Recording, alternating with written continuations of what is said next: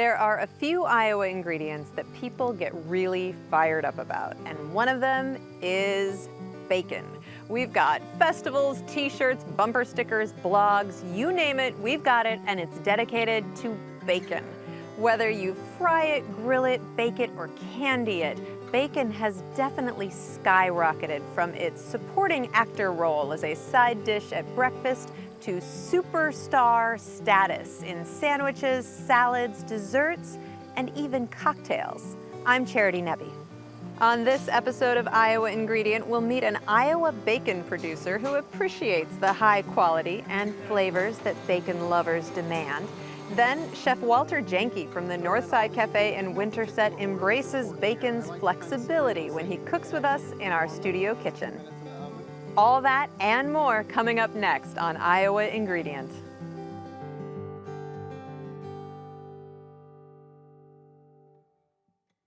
Funding for Iowa Ingredient has been provided by a grant from the W.T. and Edna M. Dahl Trust, Chef Lisa Laval of Trellis Cafe, and Chef Michael Laval of the Des Moines Embassy Club. For more than 100 years, the Des Moines Embassy Club has provided a place to dine, celebrate, and do business. Located in downtown Des Moines and in West Des Moines, details are at embassyclub.com. Friends, the Iowa Public Television Foundation.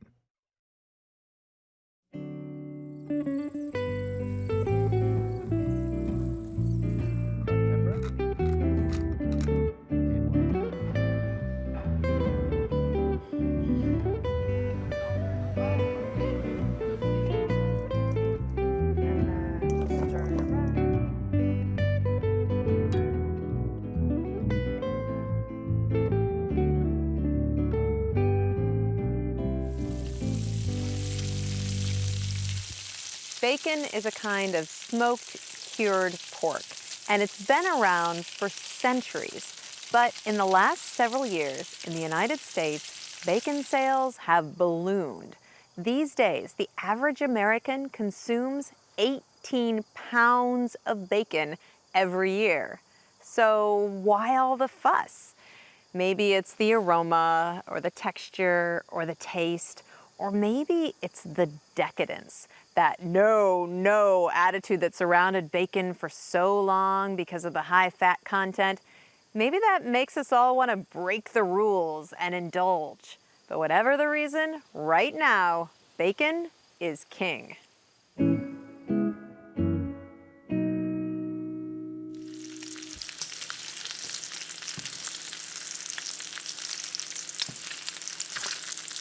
With the growing appetites of Iowa bacon lovers, bacon producers like Jim Reese have their work cut out for them. We are going to go to Gateway Market and get them taken care of. I think they got a little turkey and bacon that they're going to take today.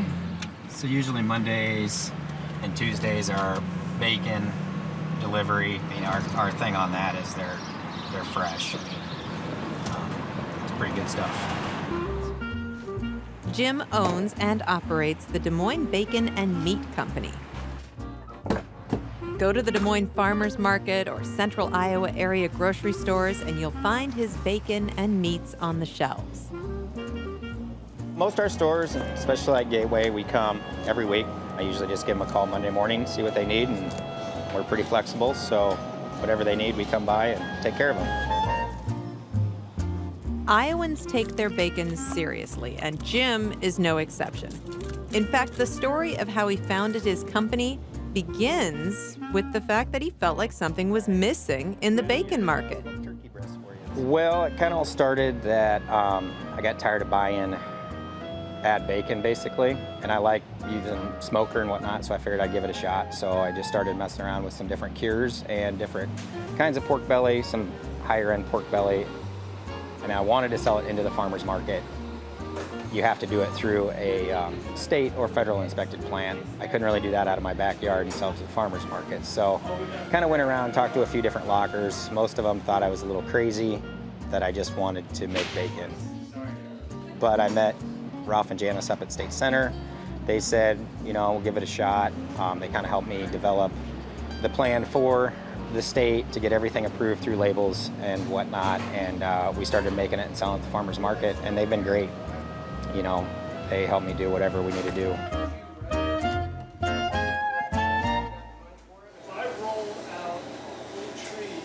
So what's Jim's secret to creating the best bacon possible? He says real ingredients. Bacon, you basically start with fresh side pork or pork belly. What you do from that point is we basically cure it. We take just a mixture of salt, seasonings, we rub that belly down, we put it away in the refrigerator for 5-6 days to actually cure it. I could go in the cooler if that's where it's going to go. And then at that point, we fire up the smoker, we pull it out, hand cut it, and package it up. We do a dry cured bacon, which means we're not adding any water into our process of bacon. So when you cook it, you're getting all bacon. You're not losing a bunch of water and buying a bunch of water. And it shows in the product. I mean, you definitely can tell the difference of it. Usually once people try it, they enjoy it, and we got repeat customers, so. There we go, that's perfect. Jim's dedication to creating great tasting bacon has paid off. His business continues to grow with legions of bacon-loving enthusiasts. On top of all of this, Jim's uncured smoked applewood bacon has been a prize winner at the Blue Ribbon Bacon Festival in Des Moines. If Iowa could have a state meat, bacon would surely be in the running. Few other foods create such a fevered passion the way this smoky meat does. And bacon enthusiasts have people like Jim to thank.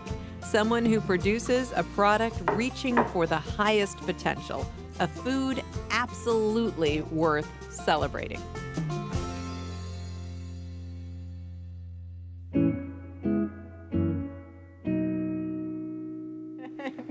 Really? Forgot we were being It was just timed. like we were in our kitchen with 3 cameras and a dolly. I wish I had this much lighting in my Chef Walter Jahncke of the Northside Cafe in Winterset cooked with blueberries during our first season of Iowa Ingredient. He somehow finds a way to take a food and put his own unique twist on it. From a blueberry crisp with rosemary and thyme to his own take on bananas Foster. It's fabulous. That's good. He manages to create food that is delicious and inventive. Lately, I've been realizing there's a reason they call this the culinary arts. I must have some artistic bent in my brain. We're gonna add the liqueur, and what it's gonna wanna do is catch fire. And there is a creative aspect to it. Get a little heat going and some flames. And I think if we started to just be an industrial machine of cranking out food, it would become very difficult for me at that point. We have to eat, but everyone doesn't have to cook. And I've talked to plenty of my friends who wouldn't even want to be in the kitchen. And I'm sure they've talked to me about hobbies of theirs that just aren't my thing. For me, I'd say I'm just wired to cook. I found a line of work that I just enjoy. Being from New Orleans in the South, most of the formative times of my life are always built around food. So I think part of the attraction of food isn't just food in itself, but the ability to connect with people that's involved with it. I like people to be able to engage. That's probably one big reason why I cook. I think what keeps me going in this kind of business is every day is different. There's an opportunity to do so many different things. I enjoy serving people. I enjoy cooking. It's not a job where you could get tired of doing the same thing over and over. It's always different and unique, and that's probably one of the things that keeps me going. I just enjoy what I do.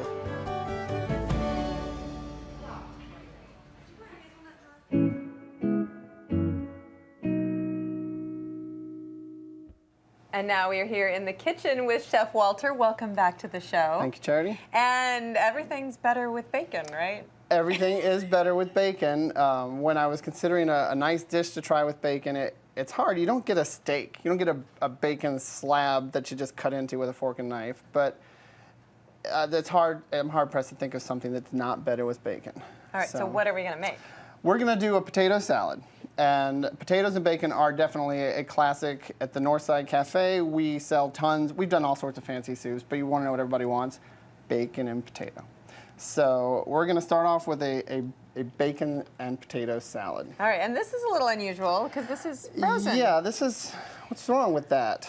No, it's frozen on purpose. I can show you why. This is not frozen bacon, and I'm gonna dice it up for the salad. And it just doesn't And dice. that is really hard, and it comes out fat. It works.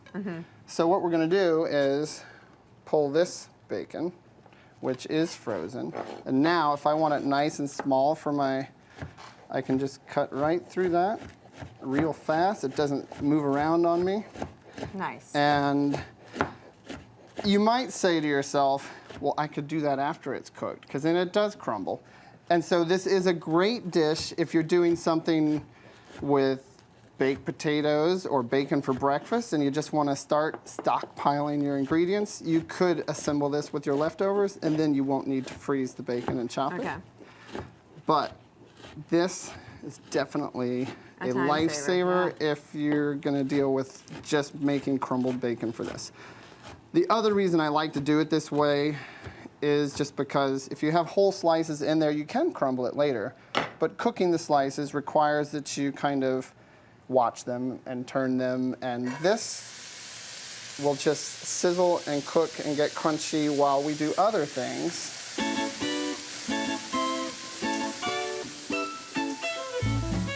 So we'll stir this till it's nice and crunchy for the salad and get those potatoes going. All right. And you've already diced up the potatoes. They are diced up and ready to go. And why are we steaming? We're going to steam them so steaming that, potatoes. well, if they're boiled, they just get too wet. All right. I don't want them that wet, and if they're baked, we'll be here an hour. This way, we're here about 12 minutes. Perfect. So I just Put a lid on it, and we'll get the other ingredients ready. Perfect. All right. All right, we've got the bacon done, and we've got the potatoes done. So what do we do here? Now we just want to assemble everything. And one reason I like this dish, and you don't have to do it this way, but we're utilizing everything that we had in the pan. So we're not having to throw away the bacon grease. There's so many uses for all the parts of the bacon, so we can start by adding those two ingredients. All right. And so is this like a hot German potato salad? This is like a German potato salad, best eaten warm, but it's not hard to eat cold. You can have it either way. I'll just kind of stir these in. Plenty of bacon. Plenty of bacon. We've got about... You want to scoop this out? Sure. Got about a cup of bacon crumbles here. And about then just everything else goes Everything into else can go. I'll just keep stirring while you add. Got about a cup of green onions. I found as I thought of bacon dishes, I think everything I like with bacon, I like green onions. This is extra virgin olive oil, which actually has flavor, as opposed to the light stuff. Then I have two kinds of vinegar there. One is just white vinegar, nothing special about it, but it has a more astringent taste, which is nice, but it can be a bit much, so I have my favorite vinegar of all time, which is a seasoned gourmet rice vinegar. All right.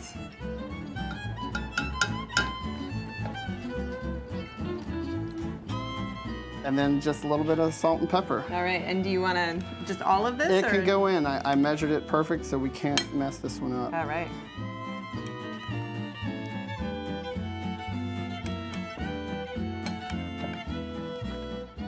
So we're all set. It's all set. We're ready to eat. You got a plate? Wonderful, yes.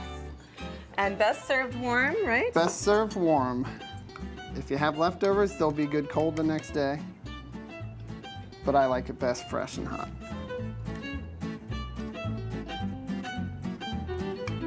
All right. All right. Let's dig in.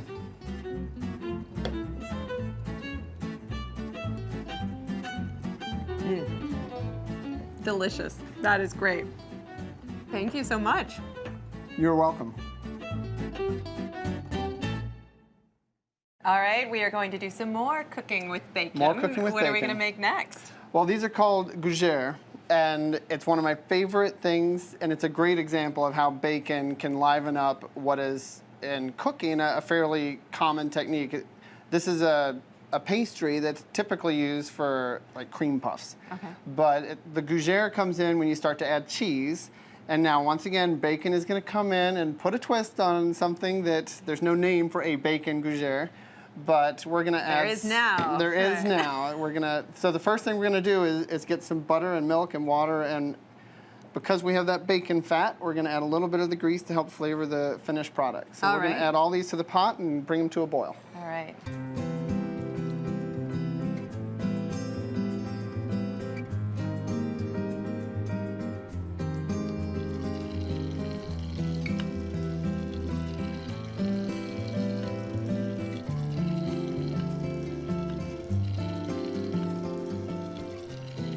All right, and we just want to melt everything down. We want to and get melt it to a boil? everything and let it get to a nice low boil, and then we will add the next ingredient, which will be the flour. All right, now that it's come to a little bit of a simmer, we'll add the flour, and so we don't have a mess, I'll do that. And now we just want to stir that, and it'll start to come to a kind of a pasty ball of dough. Once it starts to do that, we're gonna just keep stirring it and letting it cook for about 2 minutes, 2 to 3 minutes. That'll. All right. And constant stirring is important here? Constant stirring is good. You can stop a little. You want it to kind of dry out and cook the flour is what we're going for here. And we'll turn the heat down a little bit to about a medium heat.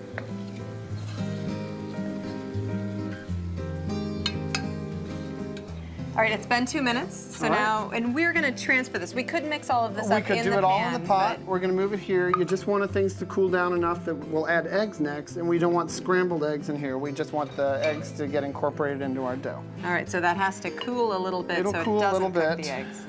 And the bowl is probably cool enough. We can move right along with eggs. Beautiful Would you like to be the farm fresh eggs? Yes. These are beautiful farm fresh eggs. We're gonna add them one at a time, and the trick for the dough is we're gonna stir it in entirely before we add the next egg. So crack it in there and I'll show you what I mean. Sure.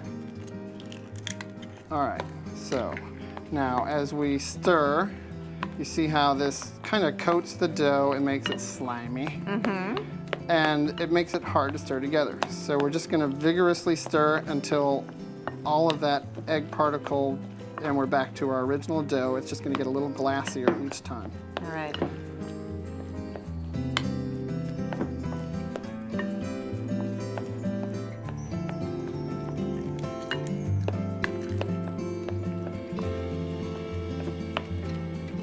Okay, it looks like everything is incorporated in here. We have a nice, smooth, eggy dough. All right. So if you want to take over, I'm gonna throw in all these ingredients. There's no particular order that's important here. I like to kind of sprinkle so you don't end up with a clump. All right. So it's helpful to have you stir while I add. I'm gonna do the green onions, some Parmesan, and cheddar. Typically with the Gujjar, though, you could use an Emmentaler or a stinkier cheese for a nice effect. I just prefer. This is a Midwestern dish. Right, today. Bacon and cheddar are kind of a classic combination. Absolutely. So I did get the extra sharpest I could find. Good. We've got a little bit of Creole seasoning and salt in that blend. And we use unsalted butter, and I always wondered why, and they told me it's because every different salted butter has a different amount of salt in it. So if you have a recipe and you don't know what kind of butter somebody's going to be using, unsalted butter levels the playing field. Okay. And then you can add the seasoning you like. And now, tablespoon sizes on there, they should be a couple of inches apart. Okay, That so looks like about that? right, That sure. looks right? Okay. And then, yeah, we should be able to get about a dozen on that sheet, Okay. a couple of inches between. You can make them small. Typically, they're served in an hors d'oeuvre or an appetizer. You can make them larger, and they'll still puff up, and they'll work fine. And we don't care about shape. We're not looking for the perfect No, I actually round. like the kind of unusual shape or erratic shape. That's right. fine. What makes them rise, why this is so cool, is all of that moisture we put in here. As soon as we pop it in the oven, it's a 400-degree oven. The heat of the oven will immediately make these start to steam. That steam inside will make them puff, and that's where they get a kind of hollow inside. And they're lighter than air. Lighter than air. And here is the last one. Okay, great. Good job. All right, now we'll pop them in that hot oven. And that will be great.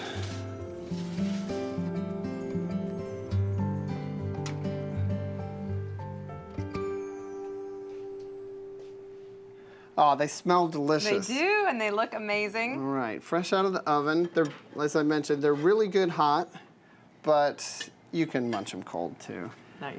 And there are some do-ahead tricks that you can actually rewarm them just a few minutes in the oven. Okay. If you want to heat them later, they reheat well and gives them a nice crisp texture on the outside. Wonderful. Well, Chef Walter, thank you so much. Thank you. I really enjoyed this. What a pleasure.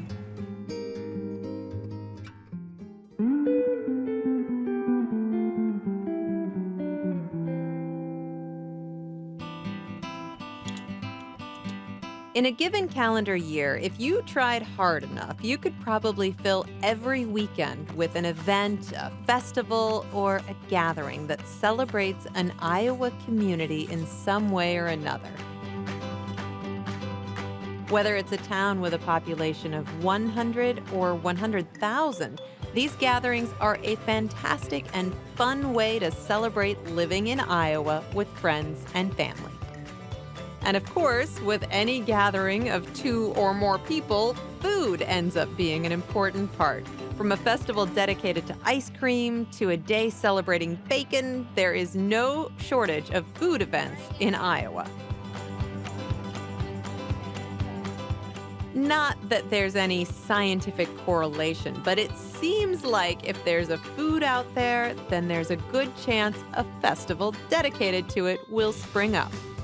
For example, if you head to southern Iowa on the last Saturday of September, that correlation seems to hold true.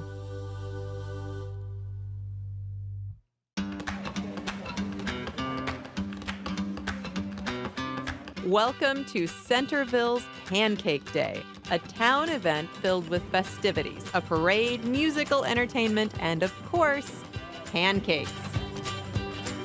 Where do I come up with this? The pancakes.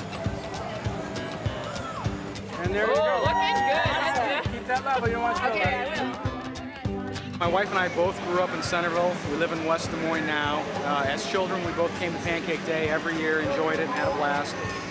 So we've moved away, but I'm raising family and have 3 young kids, and wanted them to come out and experience the fun that is Pancake Day. I'll take 2, thank you.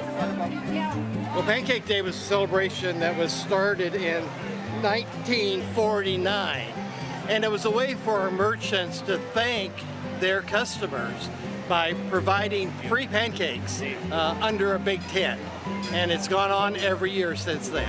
Well, I used to be the mayor, and I've learned to do a lot of things. He's only done it for 52 years. It's an all-day deal, but we'll have 17 or 18 bands.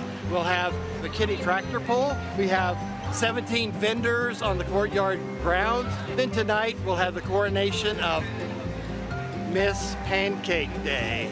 And that is a big deal in Appanoose County. Thousands of people come out to attend Pancake Day. Clearly, there's no shortage of things to do, but of course, front and center, you find the pancakes. Oh, a little more. Don't be so stingy. There we go. Sorry. By 9 a.m., the line under the big top tent nearly fills the entire street, and there's no sign of it ending. With so many people clamoring for pancakes, that means having a huge workforce of expert pancake volunteers acting as a well-oiled machine. These are some good-looking cakes. Or close to a well-oiled machine. Except for that one. Look at the Pancake Day. These volunteers will make tens of thousands of delicious pancakes, which in turn makes the discerning customers pretty happy. How is it? Giving pancakes away, it's just a wonderful feeling. It's a family tradition. So many of the families who come because they have family here. It's a family tradition to go to Pancake Day and just have a fun day all day. Whether it's flapjacks or some other food celebration, town events like Pancake Day give us a chance to take a break from the everyday and enjoy the very best of an Iowa community.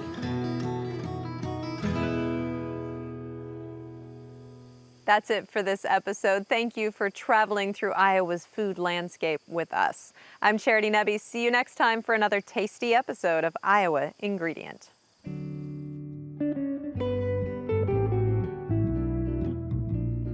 As you can probably guess, the Iowa Ingredient staff appreciates everything about the food scene in Iowa.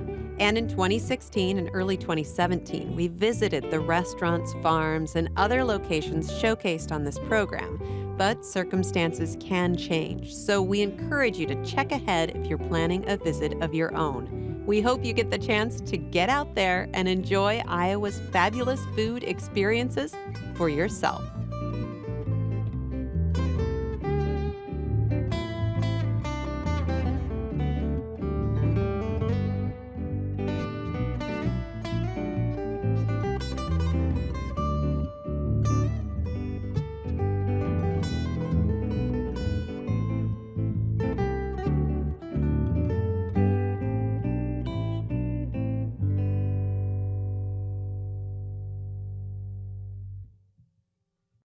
Funding for Iowa Ingredient has been provided by a grant from the W.T. and Edna M. Dahl Trust, Chef Lisa Laval of Trellis Cafe and Chef Michael Laval of the Des Moines Embassy Club. For more than 100 years, the Des Moines Embassy Club has provided a place to dine, celebrate, and do business. Located in downtown Des Moines and in West Des Moines, details are at embassyclub.com. Friends, the Iowa Public Television Foundation.